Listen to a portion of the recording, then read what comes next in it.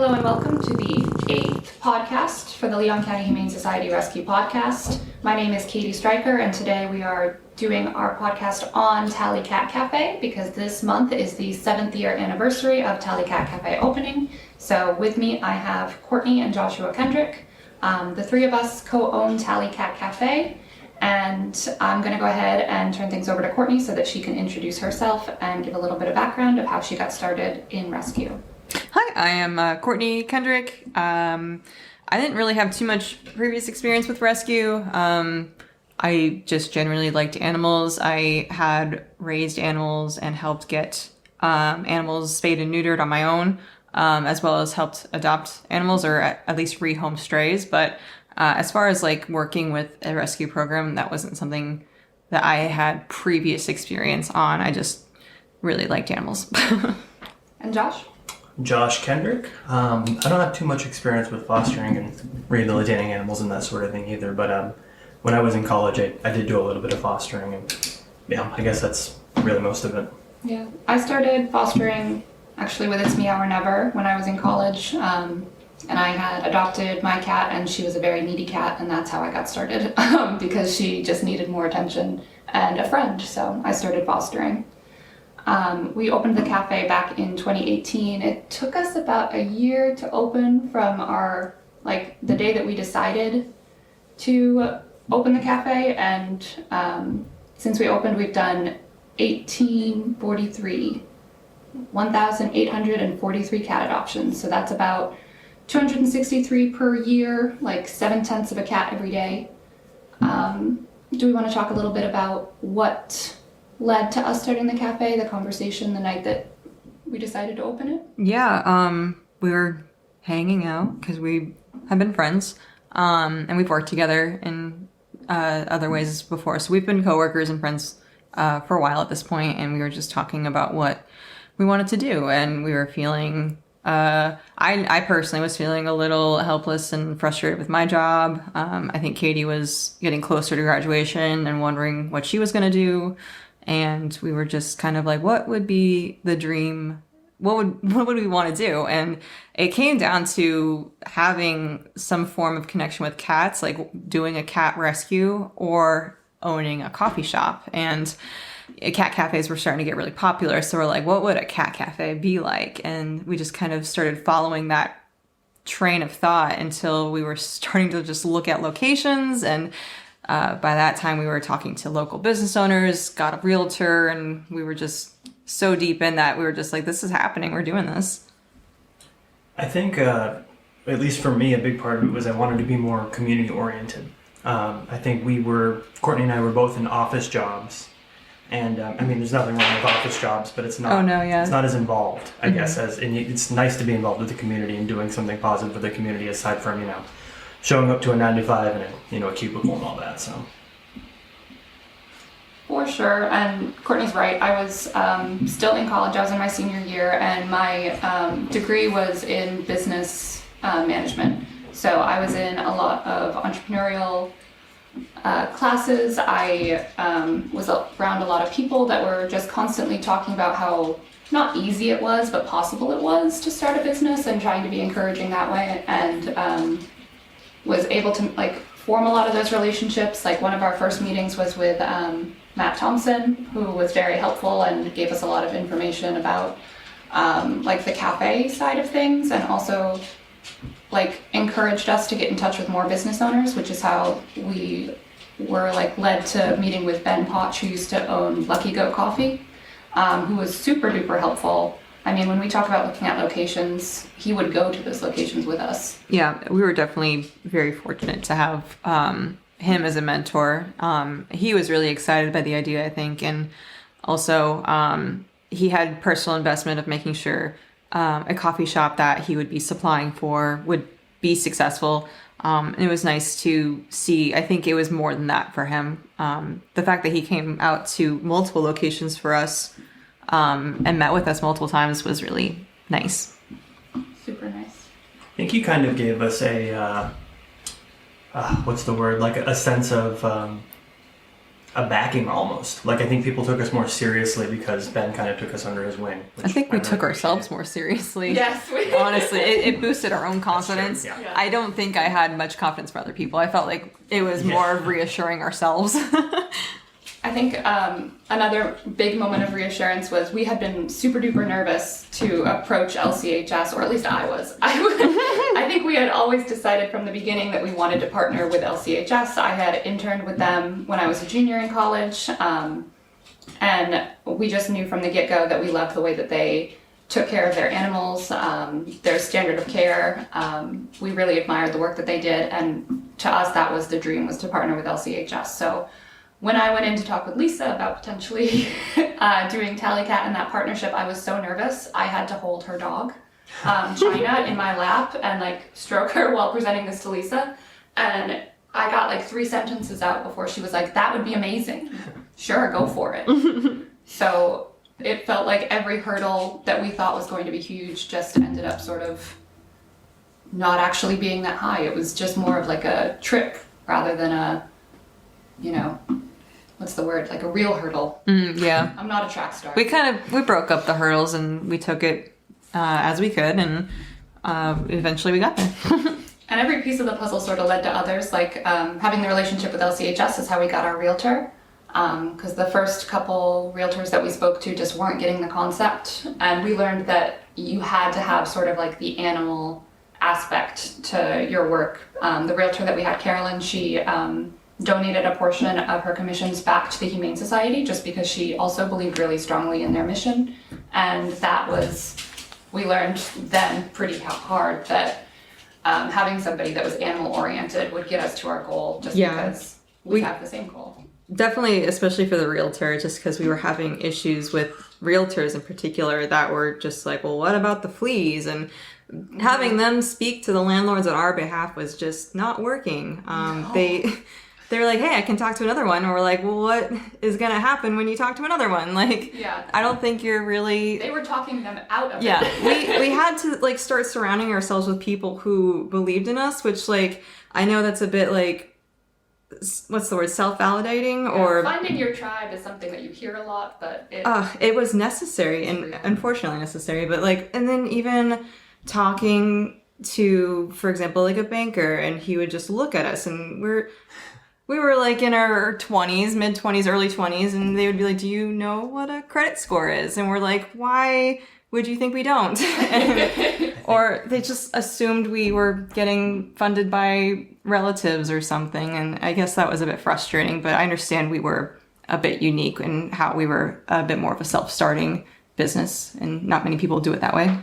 There was an element of me not feeling taken seriously by quite a few people at the beginning of this process. Like, I think one of my favorite questions that we received from the banker, I think he asked Katie what she wanted to be when she grew up. And it was... That was the contractor. The contractor. Yeah, Okay. the contractor asked what I wanted to be when I grew up. What And a I said, bizarre question. a cat cafe owner. Why are we here? Yeah, no, contractors adored us. They thought we were so cute. Yeah, they thought we were adorable. Adorable, but young and naive, I guess. I guess. Which, you know, we were. Adorable, young, and naive. So finally we go through all of these things. We overcome all of these hurdles. We talk to all these people. We went through, like, we had to go to 3 different banks, talk to 4 different contractors, a couple architects, like the whole thing. There were so many steps to being able to get to the point where we even had an opening date, and even then that date kept getting pushed off.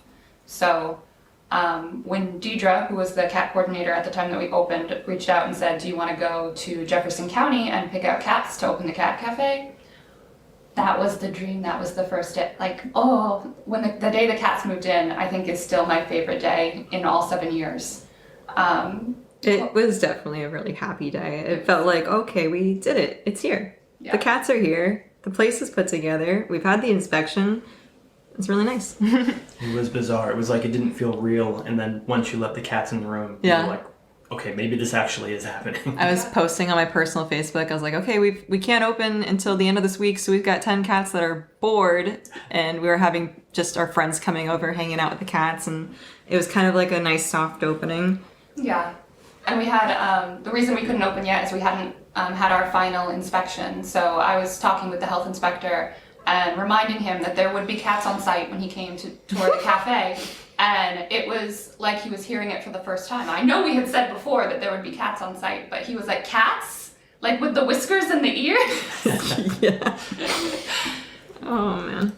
So another heart-dropping moment. The health inspector doesn't know that we have cats on site. Yeah. He was really jazzed. He thought it was cool. Yeah, we got lucky again.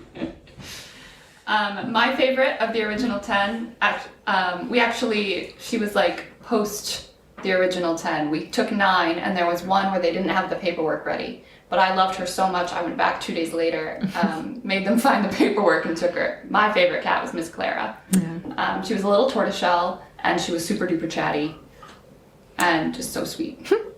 I think from the first 10, my favorite was Vlad. And Vladimir, I named him actually because he had these really impressive fangs that didn't fit in his mouth, so you just always saw them. And he followed me around. He was just the sweetest little thing. And he ended up being our first adoption, which was really cool. Yeah, he was so sweet. And at our like soft opening, I still remember Autumn, who did like all of the original artwork in the cafe, holding him and just crying because he was so cute. I think Anna was probably one of my favorites. I think she was in our intro group. Yeah. I just really adored her eyes. She had the bug out eyes. There's a certain category of cats that just have these bug out eyes that I find really endearing, and Anna was one of them. And it was really, really cute and also really, really chaotic. We used to say that she was not from this earth. Yes. That she was an alien that just got stuck in the body of a cat because that alien civilization thought that cats ruled the world and just got it slightly wrong. Yeah, she was wicked smart, just insanely intelligent. I'm trying to think of some of my other favorite cats. There's one cat that made me apply for a mortgage for the first time. Because I had, how many cats did I have at that point? 2 or 3. I had the max that my apartment complex would allow, but I wanted Carmen. I was gonna say Carmen. If you Carmen. were gonna bring it up, I was going to bring up Carmen because she was just so... She was like alternate dimension Minerva. Like there were a lot of similarities. She was a great cat. Big personality. Huge personality. And so just like rolly. She was just a bowling ball. She was so cute. My all-time favorite was Miso, and he was just the sweetest big boy. He would just sit on the couch, and multiple people throughout the day would come up to us and ask, does Miso have eyeballs? And we'd be like, no, Miso has his eyes. He just sits there with his eyes closed, and he'll even look around the room or he'll look towards you without opening his eyes. He was just the sweetest little couch potato. I loved him. During the world's longest slow blinks. He was just like, I trust everybody. You can do whatever you want. Do you have any more favorites, Josh? I mean, who can forget Silky, right? Well, if you don't say Silky. If you don't say Silky, yeah, you'll be murdered. But yeah, Silky's pretty great. You can definitely tell that Silky has formed a bond with the Cat Cafe crew. Oh yeah, she loves her staff. Yeah. Like, I still, like, if any time I can get her to just kind of do a little trick and put her paws on my chest, which isn't very endearing anytime you can get a cat to do something like that. She's so good. She definitely recognizes her people. Silky is in foster care right now because she got a little round. We do a lot at the Cat Cafe with just like general cat care and like trying to keep up to date with providing the best possible care while they're in our facility, while still trying to balance the fact that we're caring for 15 cats at a time. So one of those things is food. We have all ages, so because it's pretty much encouraged by vets to let kittens free feed, there's food available all the time because we've got kittens in the room. I don't really recommend allowing adult cats to free feed forever. It is a good way to get them to be a little bit round, and Silky is a great example of that. So Silky is currently in foster care with one of our baristas, and she is doing very well on her weight loss journey. And honestly, we always expected Silky to one day retire to the home of one of our baristas, if not our homes. And it's kind of looking like it's going to go that way. So we'll miss having Silky at the cafe, but I think at the end of the day, all we really want is for all of the cats to go into homes. Mm-hmm. Yeah, the best alternative always is to have their own home with their own individualized care. For sure. The cafe was always meant to be just like a better place for cats to be than a shelter. You get to see them, be themselves, develop their own personality, come out of their shells, come up to you, play with other cats, get acclimated to people coming and going, cats coming and going, rather than being in a kennel, just waiting and hoping that someone will take a chance on them. We talked a lot about our favorite cats. Are we allowed to talk about our least favorite cats? Is that blasphemy? It happens. I'm game if you are. Okay. Well, one of the things that I think we can all agree that we found with owning a cat cafe is that if it can happen, it will. And every single week something insane happens. Today, our air conditioning unit started spraying water everywhere. So it's always something. But above and beyond, Sesame. We had this cat come in, and we take on projects every once in a while. Yeah. Courtney, do you want to talk just a little bit, just because you do such an awesome job with talking about how we take on Project Cats? So we were doing really good with Project Cats by the time Sesame had come through. We were feeling really confident. We had one of our biggest projects at that time that we were feeling successful about was Turtle.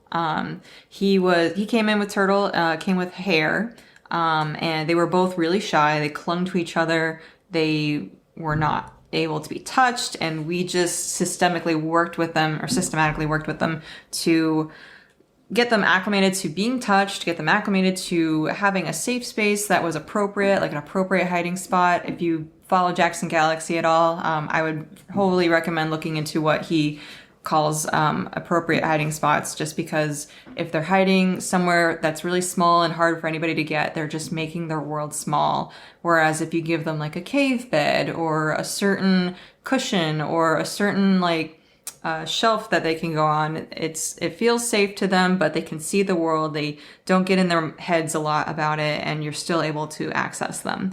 So that's what we did with Turtle and Hair, and we got them to be comfortable in the back room, and then eventually they were getting more comfortable coming out into the room, because we do have a back room where the litter boxes are, and the cats can freely go in and out between the back and the main cat lounge area. And we don't block that off or anything. We give them the opportunity to go back there if they need to, and to come out if they want to. So they were clinging to the back a lot just because it's nice and safe there, and getting them out to the front was the goal, and they got there. And then we took on Sesame, who was in a similar boat, and we're like, here we go. We're going to do it again. We'll start in the back, work her way to the front, and she found a way to get into the ceiling. We have a drop ceiling, so that was really unfortunate. So we talked about finding an appropriate hiding place, and Sesame liked to go on the shelves. So her preferred hiding spot wasn't under the couch or in some of the cats like to get into our cabinets in the back, stuff like that. Sesame liked to get up as high as she could, and she ended up on top of our AC unit, which no cat, I don't think, had gotten on top of our AC unit before her. And one night she must have just decided to see if she could press up on the ceiling, and the ceiling tile moved just enough, and she slunk up there. Yep. We didn't even think that she would consider that. And she did. And we came in one morning, I think Katie came in, and she saw ceiling tile on the ground, and she's like, okay, head count. And she did a head count, and we kept coming up one cat short, and we're like, who are we missing? And it was Sesame. That was such a horrible 24 hours, because not only had that happened, but we thought that she had gotten out. So I was monitoring all of the Facebook groups. People were sending me pictures of deceased cats, and they were like, is this Sesame? Yep. We thought she was outside, we were setting traps. Sesame was just a tuxedo cat, so any cat that even vaguely resembled her, people were sending us, is this Sesame? Is this Sesame? And we were going in and releasing raccoons from the trap that we had set outside. Yeah. I think we caught at least 2 raccoons. If you looked into the ceiling, there was holes to the outside, and they were filled with light, they were beacons, and we're surely she ran towards the light and left the building. We're she is not in this roof anymore, or the ceiling, or whatever. Well, this was in June, right? So it's very hot. It was hot. Super hot. We had firefighters up there. Yes. In the ceiling looking through all the places. I think they even had a heat scanner or something. They couldn't find her. And I called multiple vets and explained the situation, gave them the temperature of what it was in the ceiling, and I said, look, it's been this amount of time, it's been this amount of time, it's been this amount of time. Is there any chance, like, should we still be looking in the ceiling? And every single one of them, they were trying to be so nice to me, but very gently were telling me that it was impossible for a cat to have survived more than 24 hours in a ceiling it was like 110, 120 degrees. It was hot. It was very, very hot. And days had gone by. We hadn't found her, obviously. We had given up hope that she was in the ceiling, and we were still just checking our traps, looking lost and found groups. We were so upset that we might have lost a cat. And then I remember standing at the bar, and I heard something above my head, and I just thought I was going crazy because I wasn't sleeping. Katie, we were both there. We like looked at each other and we're like, we're crazy, right? Like we're like, there's no way. Like we heard like a scuttering, a little scratching movement going on in the ceiling, and we're like, okay, we shut down the whole cafe. We have friends that gave us this baby monitor that can stream online for us. So we had multiple eyes on the stream, and we saw her that night. She was still in the ceiling. And it turned out she was, she found this way to get into this, awning. We have an awning towards the outside, and she was hiding out in the awning. And we're like, I don't even know how that was even better, but it probably wasn't. But that's where she was staying every single day. She would go out into the awning, and then I guess she was just roaming the ceiling whenever she felt like it. And so we took down all of these tiles. We could see her peeking out through the drop ceiling tiles at us, and we're like, oh my gosh, come here. And we had like multiple ladders everywhere. And we had traps set in the ceiling. Yeah, oh my god, we had multiple traps in the ceiling. We had food in the ceiling. Yep. We were just like, we had to make posts on Facebook, and we were canceling appointments. We were like, we are closed until this is resolved. Like, we have to figure this out now.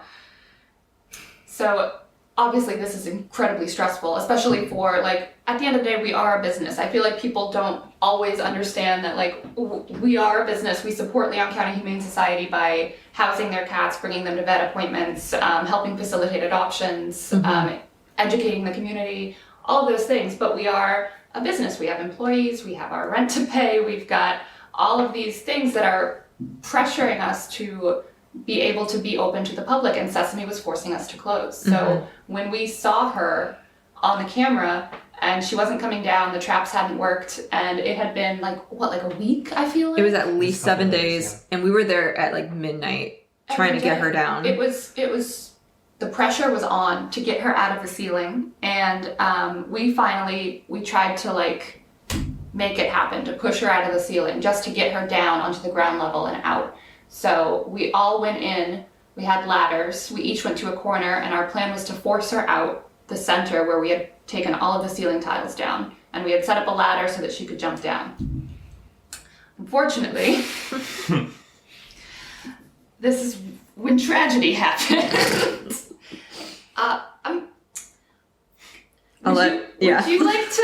Would you like to re-experience your trauma? I want to preface this by saying that I was probably pretty adrenaline fueled. I was very set on getting Sesame, and I was on one of the ladders, and I was above the drop ceiling, and I had a false sense of security. I don't know how else to describe it. Like, when you're above the drop ceiling, it feels like you're on another floor and you have something you can grip on. You cannot grip on anything around there. Sesame darted by, or was like close within arm's reach. I don't know how close she actually was, but I saw her and I twisted my body very quickly, and expecting the drop ceiling to support me, and it did not, and I came tumbling down. So yeah. Yeah, so we heard him fall 8 feet onto concrete, and he had been unable to get up. He could not stand up, and we had to call an ambulance and go to the hospital. And this was like right at the beginning of COVID. This was June 2020, I believe. So I wasn't even allowed to ride in the ambulance with him. I couldn't even go anywhere with him. I had to just follow in my car and sit in the hospital parking lot and wait to hear what was going on. And it wasn't until like 4 a.m. that one of his nurses eventually contacted me and was like, okay, so he shattered his elbow and broke his hip, and he's going in for surgery in the morning, and that's all I've got. And I was like, what? That's all you've got for me? And he was like, yep, you can come in at 7 to visit him, but he's getting surgery like as soon as that happens. And I was like, oh my God. I couldn't even think about the cat. And Katie she was standing back and handling it. She had called help from St. Francis at one point to get like a professional person to like make a homemade trap specifically for the scenario that we were in. Stephen did try very hard. That trap did not work though. And like I, at that point, was even more determined to get Silky down because it can't be for nothing. Sesame. What did I say? Silky. Silky on the brain. I'm sleeping on the couch, like the couch that is in our cafe. I was sleeping on that couch. And I finally set a trap right by the opening to the awning because I knew that was where she was spending a lot of time, and I knew for a fact that she would have to go past that trap to get out of the cafe ceiling and into there to survive, basically. So I had loaded that trap with like the stinkiest tuna fish. Like I had gone to Publix and I had bought fried chicken, I had bought rotisserie chicken, canned tuna, everything, and she went into the trap, just like she decided. Okay, she went into the trap. I think the day you had surgery, right? Yeah, maybe it was like It was literally within 24 hours of the first sighting, we got her back. So you got her the next day. Yeah, and I brought her straight to Allied, explained everything to Allied, and they checked her over, examined her. Nothing was wrong with this cat. She wasn't even dehydrated. She was surviving in the awning. I swear she was healthier than when she yeah, went that's up the there. thing. She wasn't even surviving. She was living. She was thriving. fine. There was nothing wrong with that cat. We thought she was like going to be close to death when we finally caught her. That she would be like horribly dehydrated and wouldn't have eaten anything.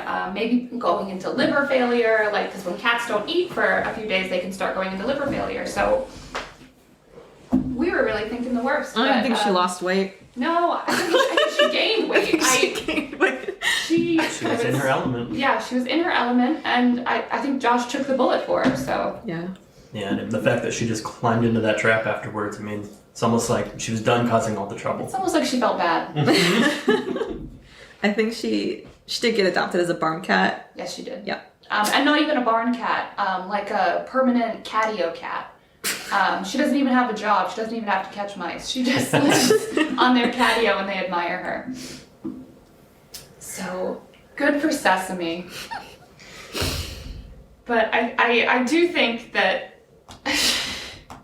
Sesame is a great testament to at least Josh's commitment to the Cat Cafe, because every now and again I'll do something that's borderline suicidal to support the cafe again. Really shows how committed he is, I think. But I mean, we have seen some really insane things at Tallycat. Like we really have. We've said that we've done 1,843 adoptions. So when you're talking about like a 1 in 100, a 1% chance of something happening, we're gonna see that a few times. Yeah. So unfortunately, when you're playing that numbers game, you get a Sesame, at least one. We've seen so many things. I learned so much about cat medical everything. We had first mega esophagus cat. We had a mega esophagus cat. We had poor Fig. Courtney was in that morning. Yeah, I don't know what happened to him. It was like he just dropped. It was definitely cardiovascular.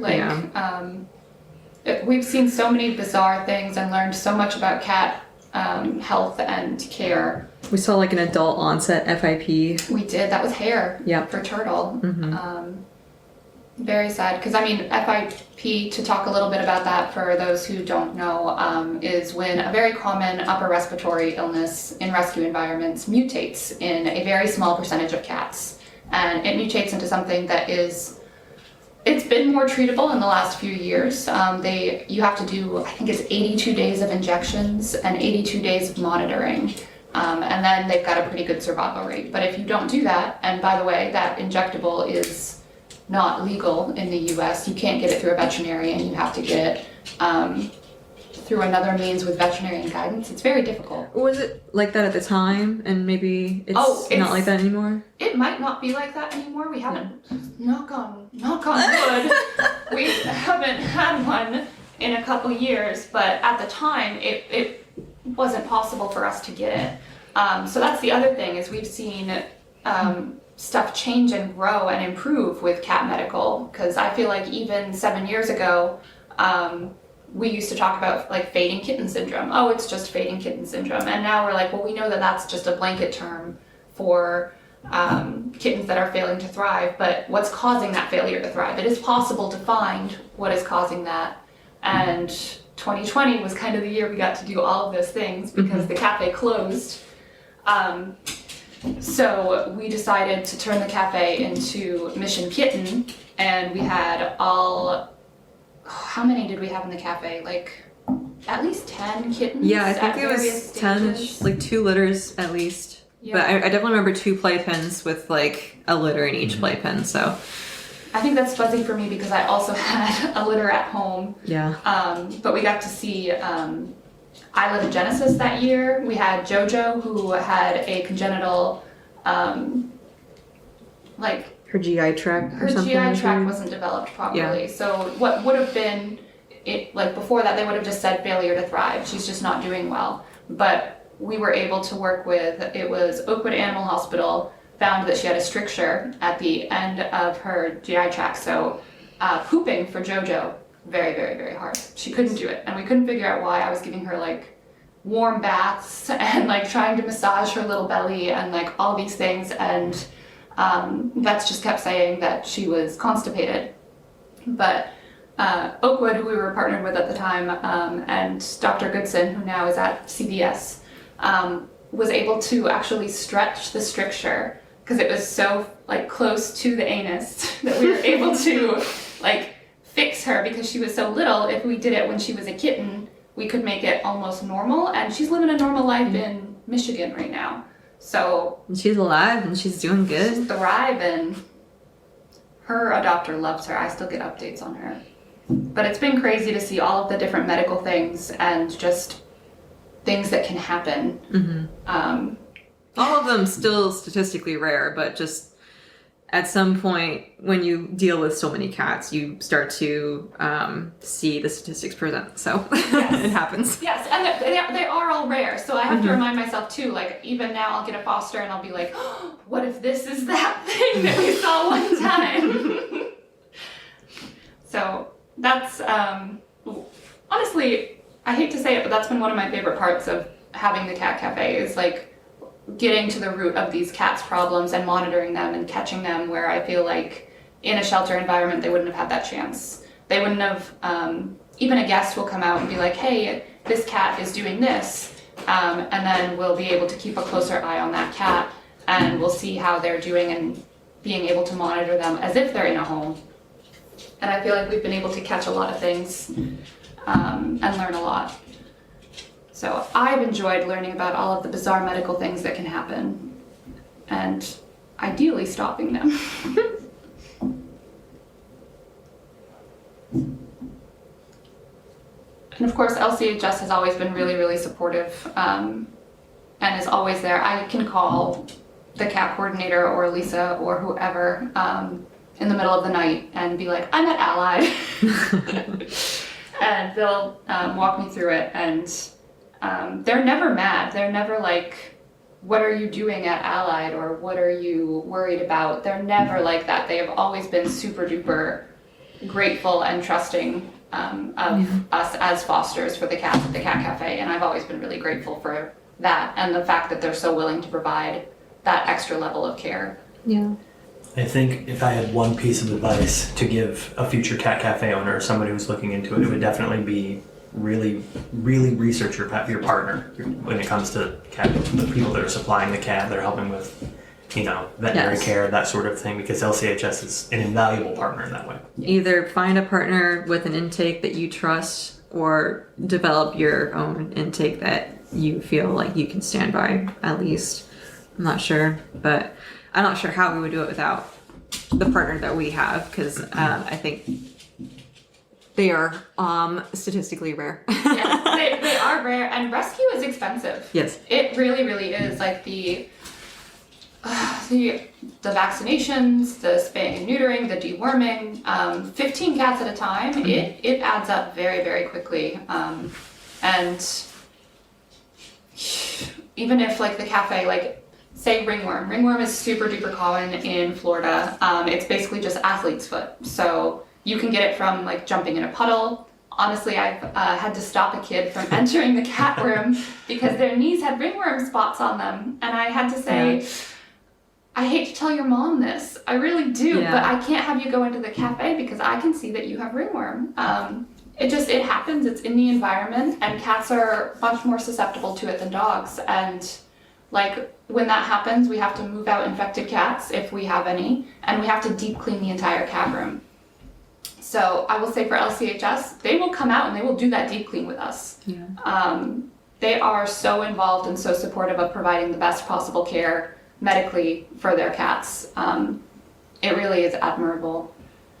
I'll take this opportunity to say, we have a sign in the cat room that says, keep your shoes on, because people keep taking their shoes off. And like I said, ringworm is the same thing as athlete's foot.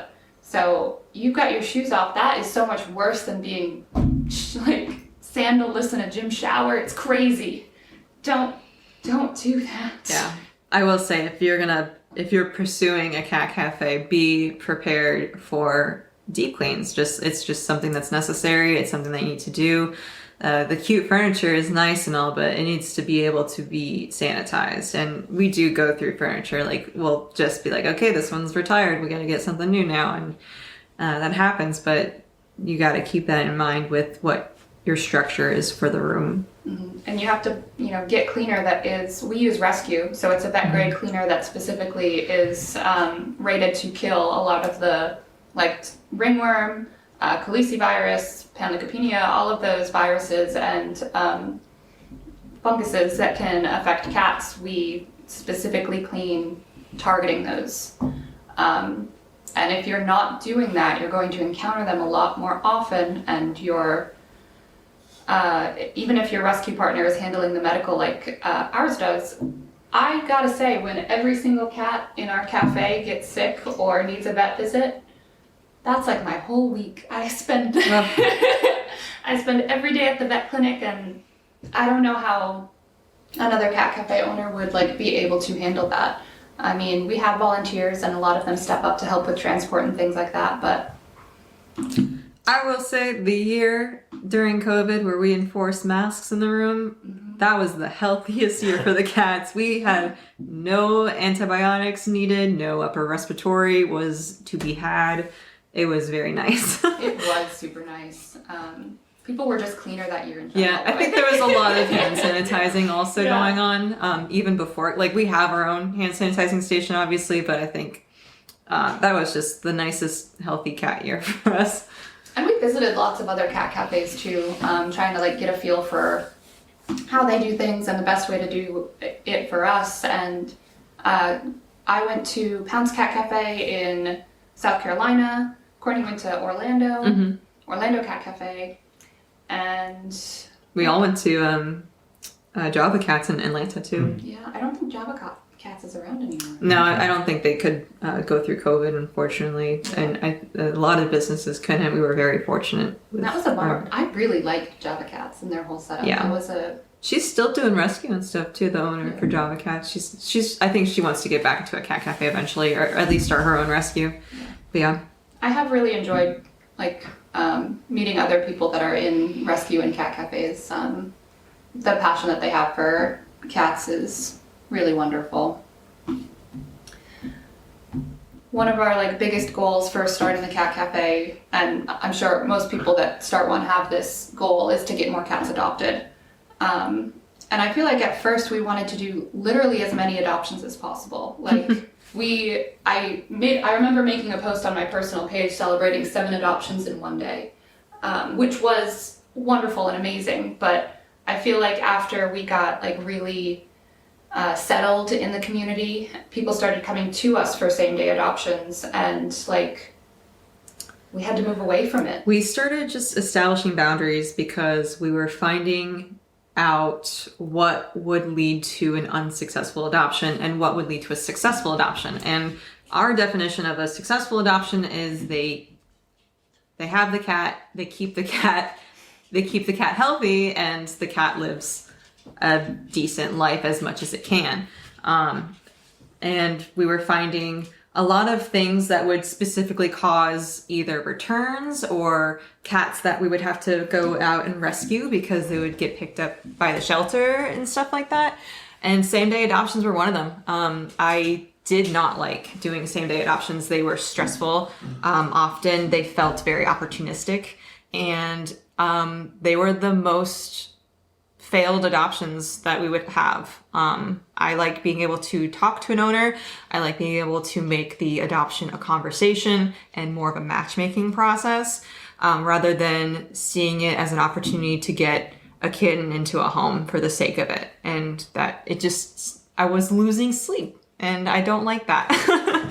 Well, like, not only were a lot of the same-day adoptions that we did unsuccessful, but like you said, boundaries. I mean, I Yes. specifically remember a day where I had already worked like 10 hours. I had gotten home. I had made myself a bowl of mac and cheese because I hadn't eaten all day. I was in the middle of eating my mac and cheese, and an adopter was at the cafe demanding someone come in and do the paperwork so that they could take this cat home. And I went. Yeah. I took my bowl of mac and cheese with me in the car, and I went to the cafe and I did that adoption because it was so important to me. I didn't want to lose that adopter. Yeah. But we just felt like we had to. Yes. It felt like if I didn't do it, I was failing the animals in some way. Whereas in actuality, if they're not willing to wait a day, they're probably not willing to put up with that cat when they get sick, to take that cat to the vet for their annual vaccines, to work with that cat if they're having any behavioral issues. I just need a baseline of reason, I think. And that's going to make me feel more comfortable with the adoption being successful, I think.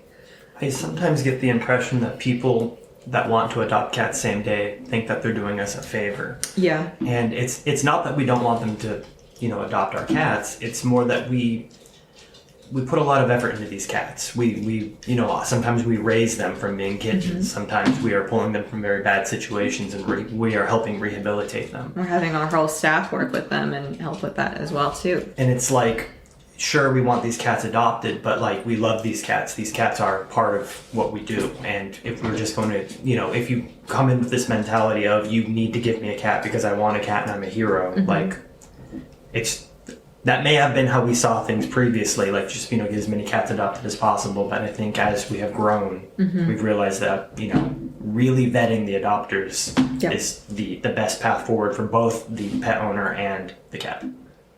We even have a private Facebook group for our alumni, and it's just a group of people who adopted from us and give us updates, and it really helps us get through harder times, I think, just because we get to see the successful adoptions are continuing and they are long lasting, and our policies that we're enacting and the boundaries that we're setting are working. I think well, first of all, that Facebook group is my favorite corner of Facebook. It's the only good part of Facebook, in my opinion. But the other half of that adopters group is that the fosters, because the Yes. cats can't move into the cafe until they are spayed and neutered, vaccinated, microchipped, dewormed, ready. So before that happens, they usually are in foster care. And as much as we love them, I feel like the fosters that get them to that point, they rival us to love them even more. So when we do an adoption, we're adopting out a cat that not only have we put in all of that effort into, but we know and we'll have to face the person who put in even more effort into that cat, like especially bottle babies. Oh my gosh. It's so much effort to raise a bottle baby. That is every 2 hours needing to be fed. You've got people losing sleep, people who are pouring so much of their 24 hours into this animal, and making sure that the adoption is a good one is the least we can do. Mm-hmm. I had one of my own bottle babies, so I know firsthand how much time and effort I put into making sure that this cat made it. And somebody wanted to adopt him, and the adoption looked really great, but I kind of kick myself for not having like a deeper conversation with him because they didn't wait 24 hours to put him in a different home than the one they told me he was going to. So another great thing that I love about our rescue partner is that their contract says that not only can animals return to us at any point in their lifetime, so if it's not working out, they can come back, but also if you are not following our adoption contract and if you lie to us during that process, we can take the animal back. And we haven't had to do that very often, but for one of my bottle babies, I had to pursue that. So don't lie to us. But yeah, bottle babies, I feel like especially we are very careful because not only has someone put in all of that effort, but also they've been hand raised since they were born, so they don't know how to survive outside at all. And there are people that just think that they know better than us and will. It's LCHS's mission is rescue, rehabilitate, and educate, and that is something that I think we all agree with, obviously, and support. And being able to watch this animal be rescued and rehabilitating, and it's not about getting them out. It's not about the numbers. It's not about how many animals can I get adopted this year. It's I need to make sure that this animal that we have invested in will continue to live a good life. Yeah. Because it will drive us crazy. I mean, it's just, what's the point otherwise, you know? Yeah. It's so much effort for, not knowing if they're going to be okay. All right. What are some of that's kind of our biggest lesson learned, not doing same-day adoptions, having conversations with people that do it, educating people on everything that goes into the cats in our care. Don't let Josh on ladders. Do we have any other of our biggest lessons? I think when I started with the cafe, I always wanted it to be more of a community thing, but it has become much more apparent to me that it's a community effort in the last couple of years. Like in every last aspect, like when it comes to vetting the applicants for cats, that sort of thing, or just like, I'm losing my train of thought here. Fosters. Yeah, it's just a community. The fosters, the employees, everybody's all kind of intermingled, and we're all supporting each other, and we all support this mission. And it feels nice that we have people who believe in us and support us, and especially the fosters. I don't want to let them down, and I don't want to turn around and be like, oh yeah, I gave them this person that walked in, and I didn't ask them any questions. They just took the cat. They really wanted it. Which I think really highlights how important it is to educate everybody, or to have a message of education concerning cat care and how cats. Yeah, I do the cat adoptions for the Humane Society now, and I follow up with them after they've adopted. I tell them if you have any questions, because I do get a lot of first-time cat owners, and I want them to feel confident with their cat. So I'm like, if you have any questions, feel free to ask me. I will absolutely answer any. And I get people that be like, hey, they're doing this weird thing. I'd be like, oh, that's not a weird thing, that's a cat thing. And I get to walk them through that, and it's really fun. One of my favorite messages we got was they were really, really, really, really worried about their cat. They were doing this really, really weird thing. Here's the video. And they were suckling on a fuzzy blanket and making biscuits. What does it mean? What does it mean? Lindsay's happy. It's a happy little baby. From a business standpoint, I guess, lessons learned. I think when you live your own life in a household, I think you can get away with being a little disorganized, and it just doesn't work when you have, employees that need to be paid, you have bills that need to be paid in general, there's rent, there's taxes, there's insurance, there's licensing, it goes on and on and on, to say nothing of, the cost of the products. And if you've ever tried to navigate Florida licensing. there was an entire... That's another podcast. Yeah. But yeah, it really just, like, the importance of organization has never been more clear to me than when starting or running a business.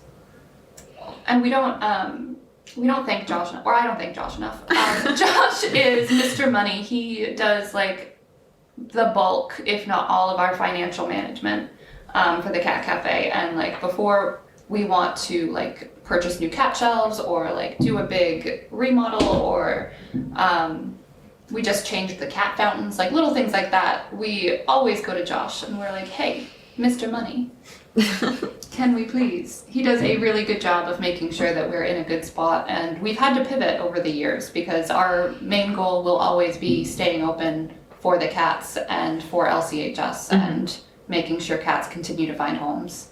So hats off to Josh. He does a very good job of making sure that we stay. And I appreciate that, but I really cannot stress enough that the flexibility that you two offer to the cafe, I think, was the single biggest reason why we survived COVID. Everybody suffered during COVID. It was a very difficult time. Many small businesses closed, but I mean, I don't remember exactly, but I think you guys were both in the cafe 40, 50, 60 hours a week sometimes just to keep the place open. And it was rough. It was very rough. So Lots of solo shifts, but it was. I made like 100 paw print thank you cards during COVID. Because just being as creative and desperate as we could. And boy, were we desperate. Yes, we just really wanted to make sure this survived, and it did, and it's doing good now. We're feeling good, and we all have our roles, and Katie's got the social media, and that's like a whole job on its own, and that's just part of it for her. If you follow us on social media, you'll be able to see the progression of my burnout. But you'll notice that we are less active on Facebook and that we try to be more active on Instagram now. And that's really just because Facebook focuses so hard on fueling outrage. Yeah. And we are, I'll go ahead and say it, we are a gay-friendly cat cafe. We cater to making sure that we are a safe space for every individual. And we're not shy about it. We aren't shy about it. We have the pride flag hanging out front. And being on Facebook was starting personally to affect my mental health. So we are less active on there, which is another struggle because then we have to balance. You've heard on this podcast how important education is to us. So I do want to definitely do more things on social media and educate more and get back into that. But it's hard. Social media is hard. Yeah. I mean, it's the division of labor, I think, is so huge for the cafe as a whole, because like what you're describing right now is exactly why I don't want to have anything to do with the advertising part of this, the, social media. It burns my brain. I mean, the fact that you handle it is very, it works for me.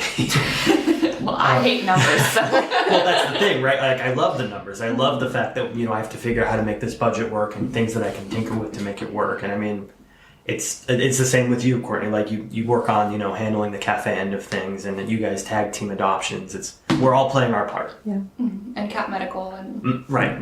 Inventory and menu and product research. I just do the part that both of you hate. So and we appreciate it. What are our dreams for the cafe? For the future. Everybody always says, when are you going to open a second location? And I'm like, is this not enough for you? That's not the dream. It's not the dream.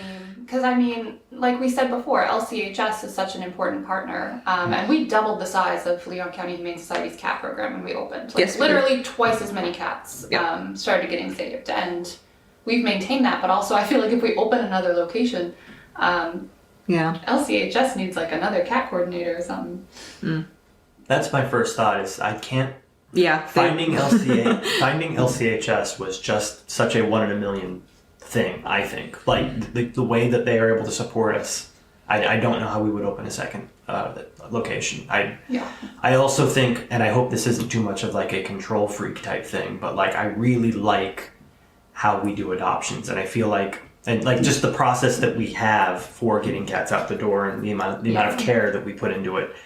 And I feel like when you open multiple locations and you expand like that, you lose some of the control over that. And for sure. My fear is, you start doing those things and you're going to start making sacrifices, or you're going to start, not paying as much attention to those things because, I think that's the natural course of things. It would just require better hiring and training and money, more money to pay everybody. Even that way, we've been open 7 years, Yeah. and we have employees that we trust and that are incredible and amazing. But the idea of sending one to another city to open another cat cafe, We're in the cafe every day. Yeah, we are. We're definitely, maybe it's a control thing, but, but I'm personally not ready to hand that sort of responsibility off to another person and put all of that weight on them. And I do want to mention, just because I never have any idea of who's listening to this, but I do want to go ahead and say that as incredible as LCHS is, and as obsessed we are with LCHS for everything that they've done, it's because we have a front row seat to it. I don't want to reduce the other rescues in Tallahassee, because I do feel like there are so many cats in need that I am appreciative of the work that every rescue does. But for the purpose of running a cat cafe, I really, really appreciate being partnered with LCHS. But I do want to go ahead and say, I don't want to diminish the efforts of any other rescue group. Oh, yeah. But I'm biased. What can I say? I'm partial. I've been with them since I was 20. Been with LCHS since I was 20, volunteering and interning. So just clarifying that. So if our goal is not to open a second location, what is our goal? Oh man, that's so hard. Things are so hard to think about the future right now. Mm-hmm. I don't even know if I can entertain I know that. I don't disagree. I just want us to be kind of doing what we're doing, staying afloat at the very least. I mean, it would be cool to be more stable and more I'd love to be less tired. less tired. Is that possible? Maybe. That would be nice. Yeah, this is kind of a tough question. Yeah, I don't know about the future. I can't even think about my own future just because. Yeah, because of gestures about everything around. Gestures vaguely. everywhere. I think part of the thing too is, I mean, like we said, we can't push LCHS too much harder right now. So like our dream is probably getting more cats adopted and finding more cats homes. But I'm working on getting more fosters for the Yes. Humane Society, so that's currently what my goal is. well, I was gonna say, like when we started, we were just doing the cat cafe, and now both Courtney and I are also employees at Leon County Humane Society trying to grow LCHS. Courtney works with adopters and fosters, and I do like more marketing, more. And I feel like we sort of have a pause on anything that like could be in terms of growth for the cat cafe until LCHS grows. And I am excited to see how LCHS grows in the future, because I think that I do have dreams and aspirations for that, and I feel like Tallycat growth would follow. That was kind of the direction I was starting to go as you were saying that too. It's like if LCHS grows, it gives us more agency and capacity to grow ourselves. So I mean, maybe that should really be the ultimate goal, trying to promote and help LCHS in any way we can.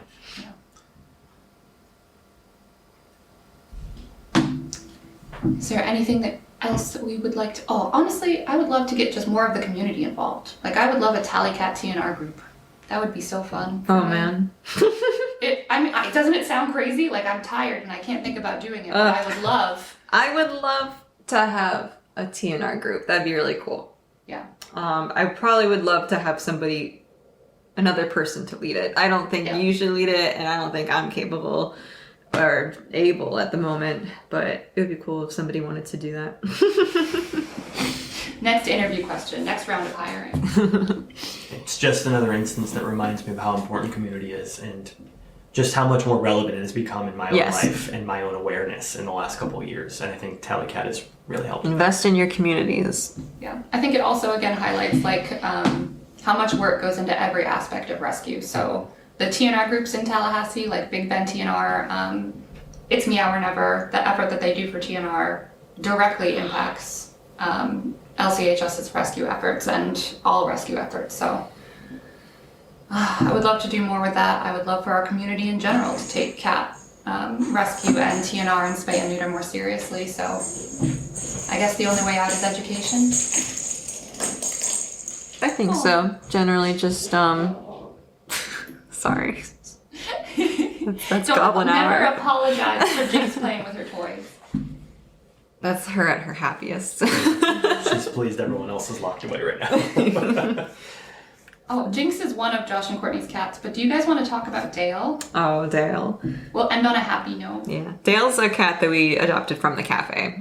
He's our only cafe failure, I should say. And I say failure, like foster fail, because technically I was his foster, and technically I failed at getting him adopted somewhere else, but he is ours now, and he's great. He integrated so well. He's got his own interesting personality. He was a bottle baby. I'm still in contact with his previous foster, and I still update her so she gets to experience that, which is really nice. And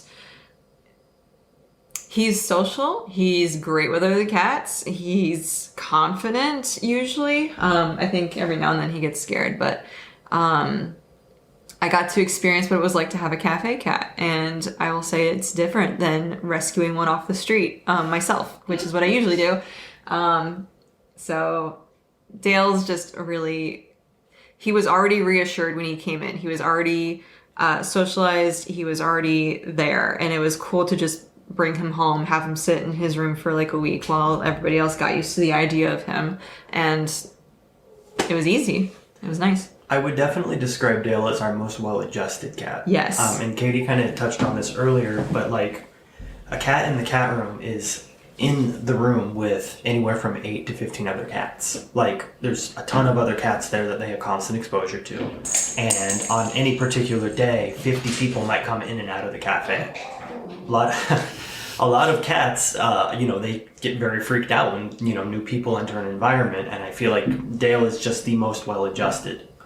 He's just very able to, go with the flow, I guess. Even in stressful situations, like if I have to take him to the vet or something, he just chills in the carrier. He doesn't cry or wail in the car. I shouldn't say that. There are cats from the cafe that definitely do that. That's probably his own personality. Sorry, the cat is having her goblin hour right now. Hi, honey. It's just the socialization aspect of the cafe that I think I really appreciate and enjoy. And you can see it firsthand with Dale. He's the most laid back, cool as a cucumber cat. We're actually just talking with one of our baristas today who is fostering Silky, and she said that Silky is definitely from the cafe because she demands attention from her nonstop. If she doesn't get it, she starts screaming at her. So we might spoil them with attention even a little bit, but it's what they deserve. Yeah, I do have to play with him for an hour every night, and that's just general pet ownership, but he insists, and I don't get a day off, and that's fine. It's funny because I feel like, even for me, certain things became more important to me when it comes to cat ownership, and we've been able to project those ideas into the community, like having a cat water fountain to make sure that especially male cats are getting enough water intake, because running water in the wild means that water is clean, whereas stagnant water means that it's dirty. So if you just have a bowl of water out, cats are kind of going to avoid it. Like they'll drink when they're super thirsty, but they're not going to want to drink from it. And that's how you get a dehydrated cat, and that's how you get urinary crystals and urinary blockages and all sorts of awful stuff. And I don't think people know that you're supposed to play with your cat for at least an hour a day. I don't think that they know that. It definitely makes them happier and healthier. Yeah. And even with Silky, with her weight loss journey, I feel like being public with talking about that and talking about how she's on a wet food diet, and the wet food is great for her because in the wild, cats are used to getting most of their hydration from meat. So if you're providing wet food, then they're getting that extra hydration, and it's just healthier for them. They don't realize that dry food's carb heavy and wet food's just... Which is fine. Yeah. All mammals need some carbs. Yeah. But, yeah, it's pretty carby.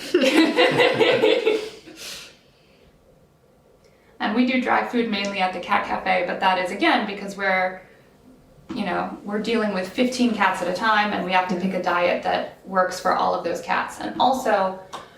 maybe I'll do a post about this later this week, but I'll show you what happens if I open a can of wet food in the cafe. Yeah. There's a balance of giving them comforts and running the show in a efficient and orderly way. I think it's just reasonable expectations for having 15 cats in a room is the other thing. I want to provide a better environment and a better home than a shelter, but it's up to the adopters to provide the, penultimate care for their cats and to be making sure that they're doing right by them and giving them all that they need. So, all right. I mean, I feel pretty good about the last 7 years and the last hour. What about you guys? Definitely, yeah. Absolutely, yeah. I mean, I wouldn't mind a part 2 if people have more questions. If we didn't cover something that you think is really interesting about cat cafes that we didn't really think about, maybe a part 2 in the future. Sure, maybe something more on the business end of things. Maybe, yeah. Whatever. We do get is a lot of interesting. inquiries about people that want to open their own cat cafes. That is so much to talk about. If you have questions or you want to talk about anything in particular, feel free to email us, tallycatcafe@gmail.com. Thank you guys so much for listening, and we will see you on episode 9.